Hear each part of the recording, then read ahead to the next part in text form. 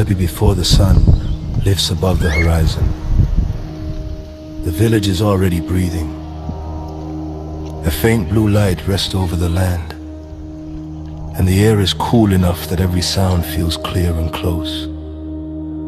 In rural regions of Kenya, Tanzania, and Namibia, morning is not announced by clocks but by life itself. Roosters calling, goats shifting, wind moving through dry grass. The awakening of the village. Children are often the first to stir, fully awake. They step outside barefoot, feeling the earth before the heat of the day arrives. Some rub sleep from their eyes, while others burst instantly into motion. You see them running between huts, chasing one another, laughing freely in a way that belongs only to mornings without hurry. They help with small tasks, gathering firewood, carrying water, or watching younger siblings. These responsibilities are not heavy burdens, they are early lessons in belonging.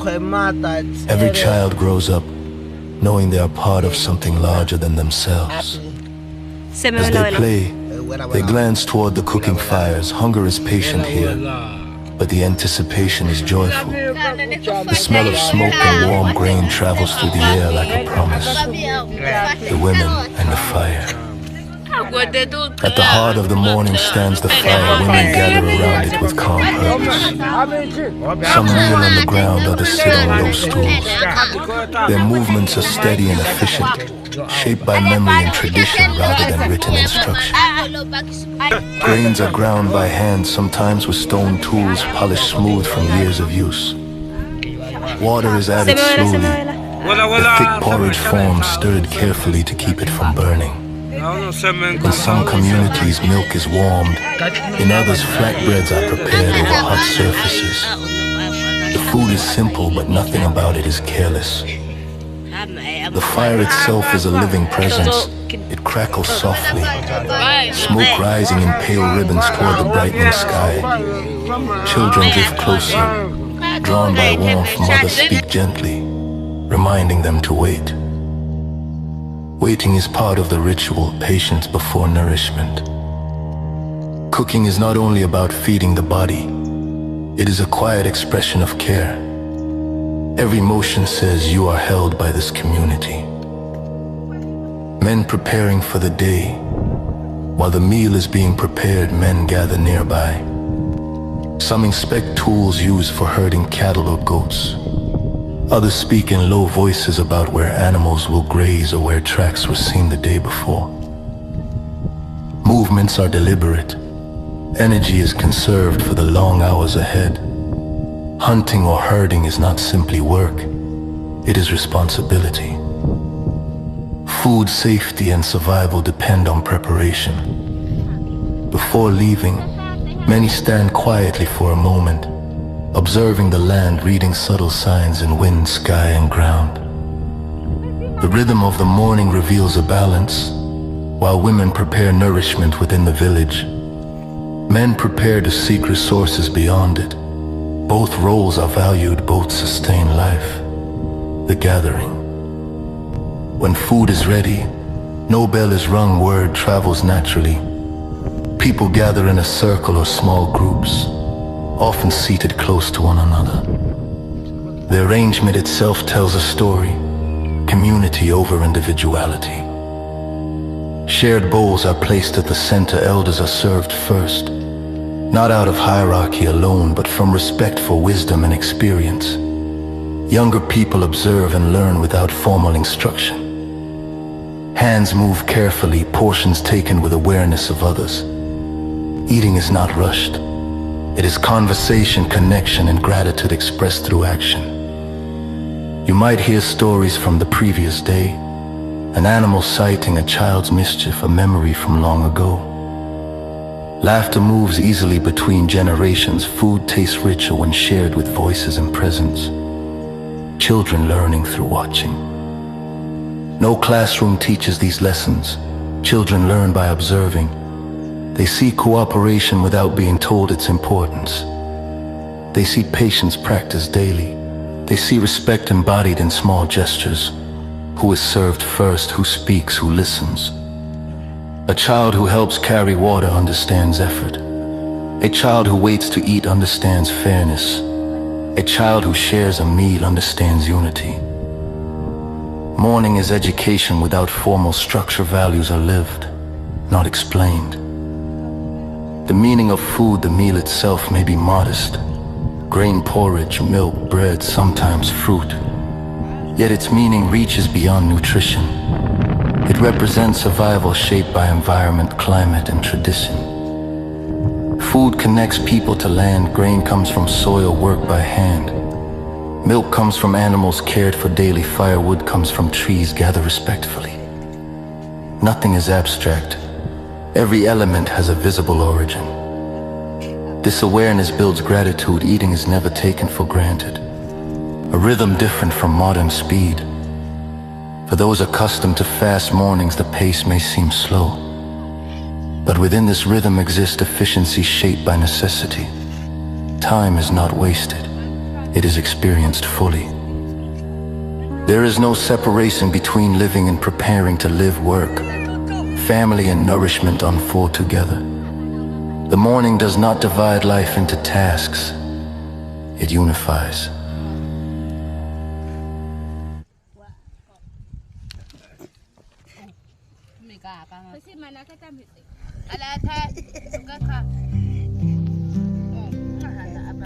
Before the sun lifts above the horizon, the village is already breathing. The faint blue light rests over the land, and the air is cool enough that every sound feels clear and close. In rural regions of Kenya, Tanzania, and Namibia, morning is not announced by clocks but by life itself. Roosters calling, goats shifting, wind moving through dry grass. The awakening of the village. Children are often the first to stir, fully awake. They step outside barefoot, feeling the earth before the heat of the day arrives. Some rub sleep from their eyes while others burst instantly into motion. You see them running between huts, chasing one another, laughing freely in a way that belongs only to mornings without hurry.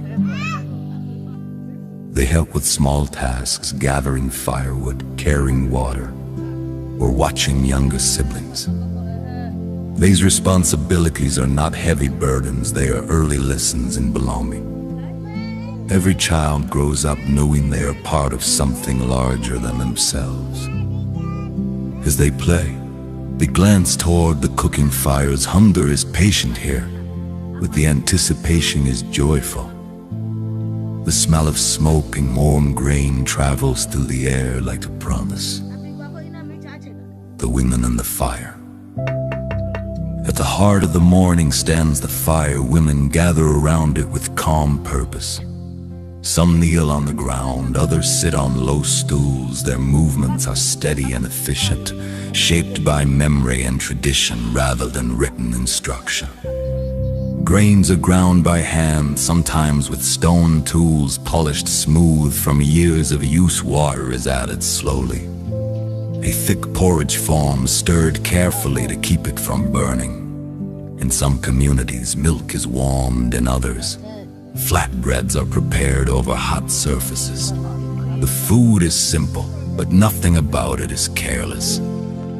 The fire itself is a living presence. It crackles softly, smoke rising in pale ribbons toward the brightening sky. Children drift closer, drawn by warmth. Mothers speak gently, reminding them to wait. Waiting is part of the ritual, patience before nourishment. Cooking is not only about feeding the body. It is a quiet expression of care. Every motion says, you are held by this community. Men preparing for the day. While the meal is being prepared, men gather nearby. Some inspect tools used for herding cattle or goats. Others speak in low voices about where animals will graze or where tracks were seen the day before. Movements are deliberate. Energy is conserved for the long hours ahead. Hunting or herding is not simply work, it is responsibility. Food, safety, and survival depend on preparation before leaving. Many stand quietly for a moment, observing the land, reading subtle signs in wind, sky, and ground. The rhythm of the morning reveals a balance. While women prepare nourishment within the village, men prepare to seek resources beyond it. Both roles are valued, both sustain life. The gathering. When food is ready, no bell is rung, word travels naturally. People gather in a circle or small groups, often seated close to one another. The arrangement itself tells a story, community over individuality. Shared bowls are placed at the center, elders are served first. Not out of hierarchy alone, but from respect for wisdom and experience, younger people observe and learn without formal instruction. Hands move carefully, portions taken with awareness of others. Eating is not rushed. It is conversation, connection, and gratitude expressed through action. You might hear stories from the previous day, an animal sighting, a child's mischief, a memory from long ago. Laughter moves easily between generations. Food tastes richer when shared with voices and presence. Children learning through watching. No classroom teaches these lessons. Children learn by observing. They see cooperation without being told its importance. They see patience practiced daily. They see respect embodied in small gestures. Who is served first? Who speaks? Who listens? The child who helps carry water understands effort.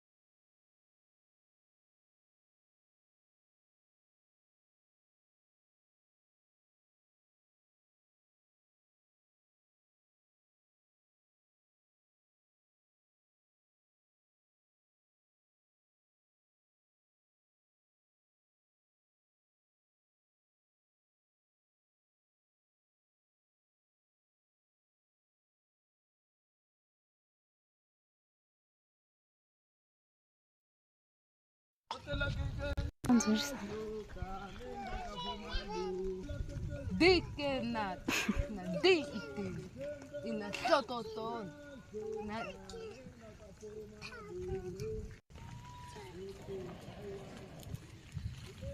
mbona takwata muziku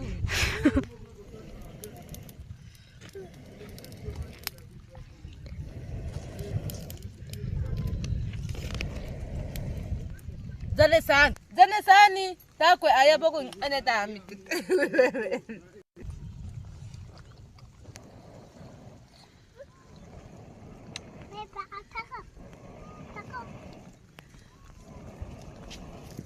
Loki wentino light. Enda kakai papale utazako moto kula nyanya sawa? About Hadzabe women building huts, Ni kaka mda. while children relax and eat.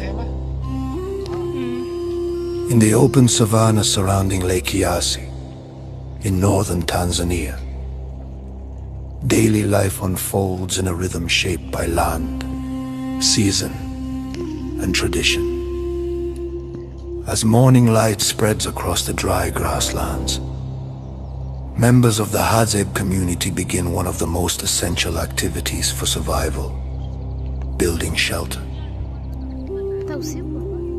These shelters are not permanent homes. They are temporary, mobile structures designed to move with the people and the environment here. Home is not a fixed place. It is something created, used, and left behind as the community follows food, water, and changing seasons. The work of building the hut is led primarily by women. With calm focus and practiced skill, they move through nearby woodland collecting materials. Their knowledge of plants is precise and intuitive. They know which branches bend without breaking, which leaves provide insulation, and which grasses create effective covering against sun and wind. The construction begins with a simple but efficient design. Thin, flexible branches are pressed into the ground in a circular pattern. One by one, the branches are bent inward and tied together, forming a low dome-shaped frame. The movements are smooth and confident, the result of experience passed from mother to daughter across generations. There are no measurements, no written plans, no specialized tools. Only memory, observation, and cooperation. While some women shape the structure, others gather layers of dry grass, leaves, and plant fibers. These materials are woven carefully across the frame, forming a natural wall that shields against heat during the day and cool air at night. The process is quiet but alive with communication, soft conversation, shared laughter, and the sound of branches brushing together. Each person understands her role without instruction. The work is collective, fluid, and efficient. Nearby, children observe and participate in their own way. Some help by carrying small branches or leaves. Others simply watch, absorbing knowledge through presence rather than formal teaching. Learning happens naturally, without separation between work and life. A short distance away, several children rest in the shade of an acacia tree. They sit together comfortably, eating foods gathered earlier in the day. Bright wild berries stain their fingers, roasted tubers, softened by fire, are shared easily. Pieces of wild honey, thick, golden and rich, are passed from hand to hand. Food is not owned individually. It is shared. There is no urgency in their movements. The children eat slowly, talking quietly. Sometimes laughing, sometimes simply observing the world around them. Their corners reflects a life not governed by schedules, but by need and opportunity. Smell of smoke drifts gently from a nearby fire used for cooking and warmth. The air carries the subtle hum of insects and distant bird calls. The environment is not background. It is an active presence shaping every action. Back at the construction site, the hut begins to take its final form. The woven covering thickens, creating shade and protection. From a distance, the structure blends naturally with the landscape. Its colors mirror the earth, soft browns, muted greens, pale golds of dried grass. Inside, the space is simple and functional. The ground is laid with plant material for comfort and insulation. There are no divisions, no furniture, no decoration beyond necessity. The hut is designed for rest, protection, and closeness. Simplicity here is not absence. It is precision. Every element serves a purpose. As the sun rises higher, the completed shelter provides cool shade. Members of the community gather nearby, escaping the growing heat. The hut becomes a center of daily life, a place for rest, conversation, and care. The women who built it now sit together, some preparing gathered food, others caring for young children. Their work transitions seamlessly from construction to nourishment and social connection. Children who finished eating wander closer, occasionally playing with small sticks or imitating adult movements. Play mirrors learning, learning mirrors survival. Time flows differently here. Without clocks or schedules, the day unfolds through changing light, temperature, and bodily need. Activity rises and falls naturally. Effort is balanced with rest. The shelter stands as a symbol of adaptability. It can be built quickly, used fully, and left behind without regret.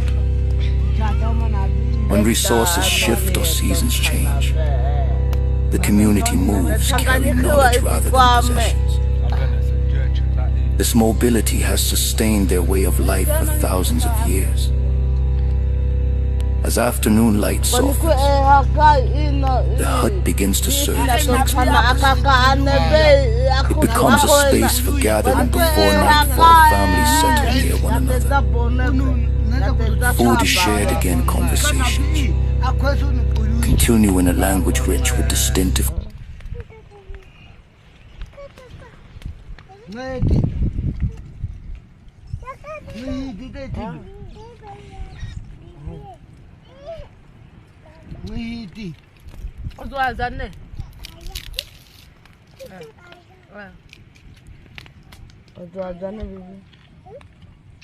Ayako paka chokwa.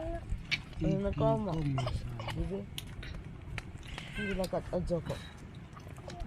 Etla wesi pakwiko.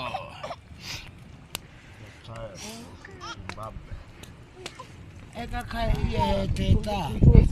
Ena. Abi mutakwata akwicha.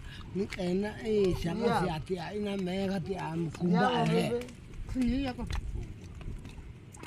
Boboke ona pesa pa ono ina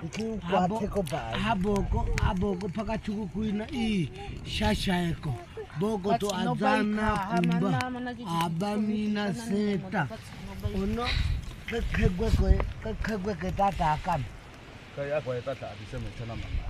Ta kwadi ta kriya.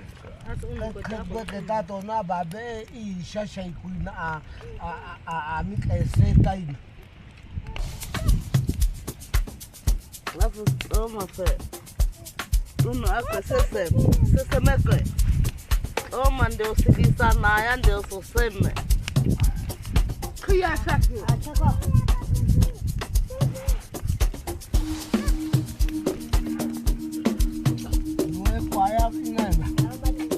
Mom.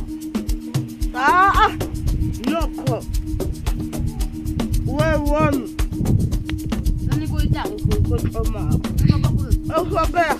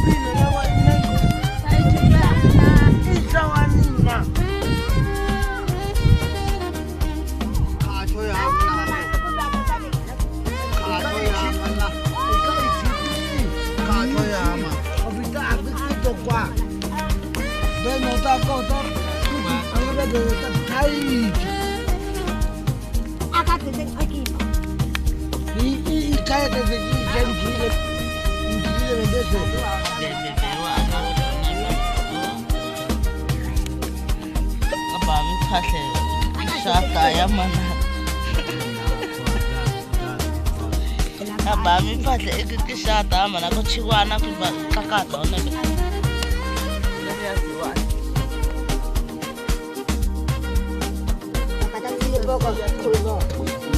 So aya de. Ya kochi.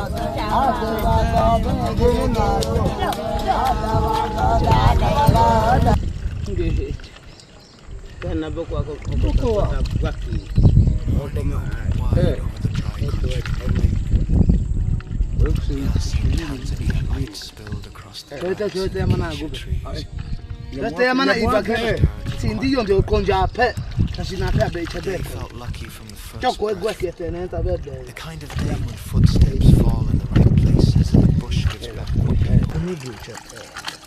The hunters left early. No hurry.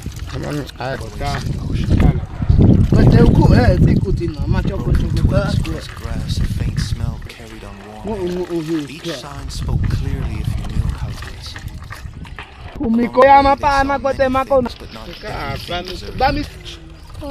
A large lion moved in the distance, slow and proud. The hunters watched only long enough to be respectful of danger. This was not their path today, they turned away without. Later, they noticed a strange sight near a rocky outcrop, dust swirling, heat shimmering shapes in the distance that looked almost unreal. Stories speak of dragons in the mind of the desert, but the hunters only smiled. Some things are for stories, not for the hunt. They continued forward, steady and focused. The tracks appeared, deep, wide, fresh. A big forest boar had passed through recently, rooting under shrubs, breaking branches with heavy strength. The ground told the story clearly. This animal was strong, well-fed, and moving alone. A gift if found, a challenge if missed. The hunters spread out, silent as shade. One circled wide to watch the wind. Another followed the deeper impressions where the boar's weight pressed hardest into the soil. They did not chase. They allowed the bush to guide them. The forest thickened, birds grew quiet. The air smelled of earth and dry in the soil. The boar stood near a fallen tree, massive shoulders rising and falling as it searched for food. Its tusks curved pale against dark hide. For a moment everything paused. Hunters, animal, wind, even sound itself. Action came like lightning. A bow lifted. A breath held an arrow flew true. The boar ran hard through brush and shadow, but the hunters moved with knowledge gained across generations. They followed patiently, reading signs invisible to most eyes. When the moment came, they were ready. Afterward, there was no shouting, only respect. The hunters placed hands upon the animal and gave quiet thanks. Life feeds life, this is understood deeply. They prepared the boar carefully, dividing meat with practiced skill. Nothing wasted, nothing rushed. Strength from many days rested in that single animal. When they returned, the village came alive with joy. Children ran first, calling out with excitement. Elders stepped forward with calm smiles. Women prepared fires while others gathered wood and hung racks for drying meat. Fresh cuts went directly to the flames. Fat melted and dripped, hissing on coals. Smoke rose thick and fragrant, carrying the promise of a full meal. The first bites were shared among all, hunters, elders, children. Because food is never owned by one person alone. Portions were sliced thin with careful hand. Strips were hung above slow, steady smoke. This was the old way. Preserving meat into strong, lasting jerky that could travel far and endure long seasons. The smoke wrapped the meat in protection and memory at the same time. As the afternoon deepened, work turned into celebration. Stories grew bigger with each hunter demonstrated both sides with arms spread wide. And laughter and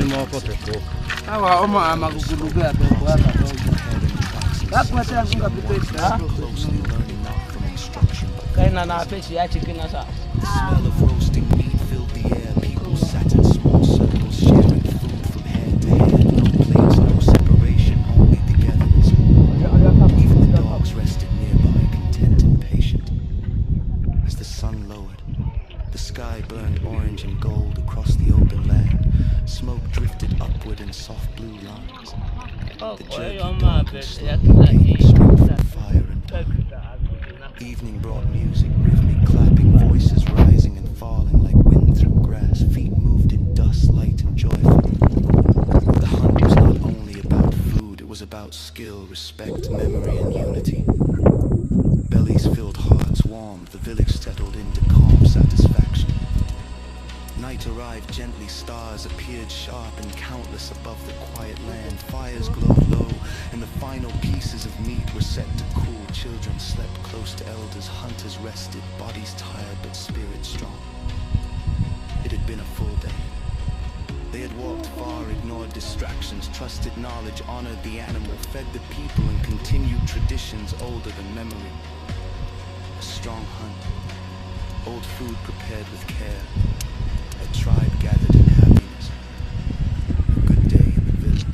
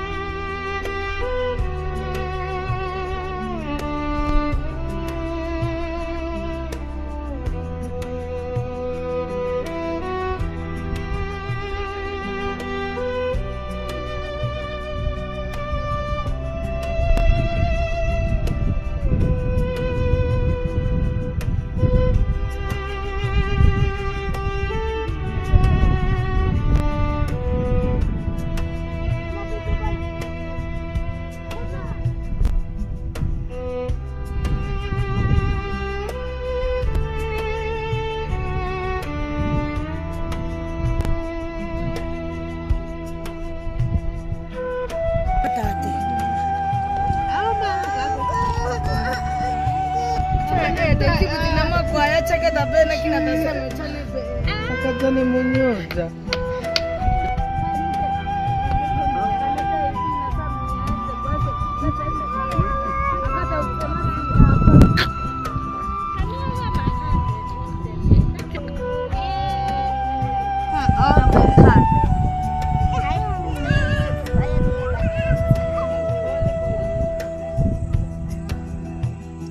Akati kwa kutumika.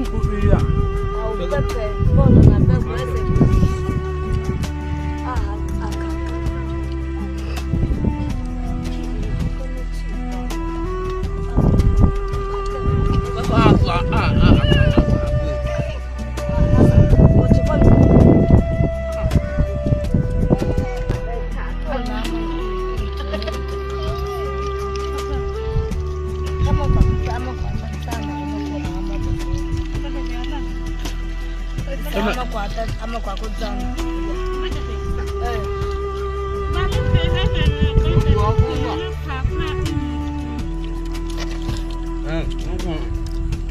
Ika kuina ako kata uko atipi. Kachapanya hii suko bila bank kata kwa sababu hapa mtisi.